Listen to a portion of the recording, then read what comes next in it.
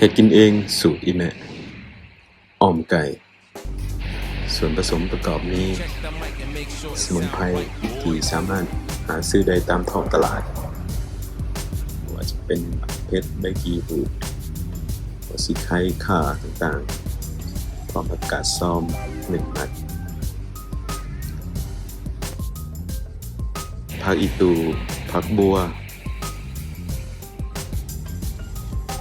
แล้วก็ผักชี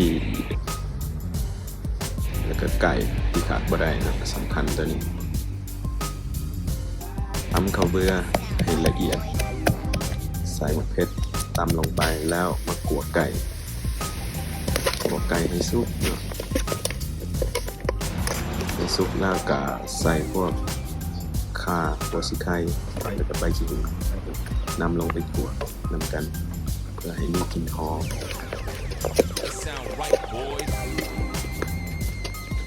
หลังจากมีกลิ่นหอมแล้วเราก็ใส่น้ำ1 ลิตรหรือถั่วตัวไก่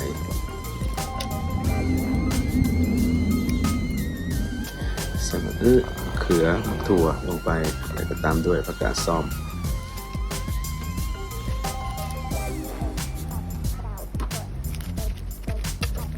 ในผักที่เราใส่ลงไปจะมีรสชาติหวานของมันแล้วเมื่อพอดีแล้วเราก็มาเริ่มปรุงโดยการใส่ปลาแดก3 บวงเนาะ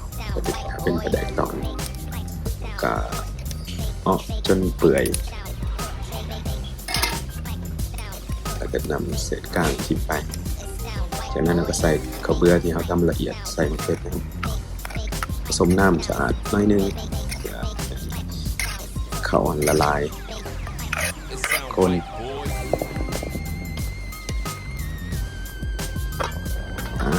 เมื่อกดแล้วก็คนต่ออีกวันหนึ่งเพื่อบ่ให้เขา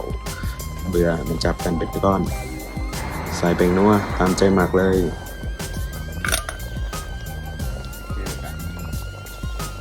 จากนั้นเราก็ใส่ผักอีตูผักบัวลงไปตามด้วยการคนอีกบาทหนึ่ง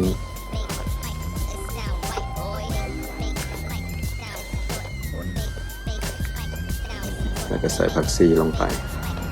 ต้มอีกประมาณหนึ่งก็สำเร็จนะประมาณ1 นาทีก็จะได้อ้อมไก่เฮ็ดกินเองสูตรอีแม่อย่าลืมกดปุ่มไลค์ปุ่มแชร์และปุ่ม Subscribe ให้หน่อยเด้อ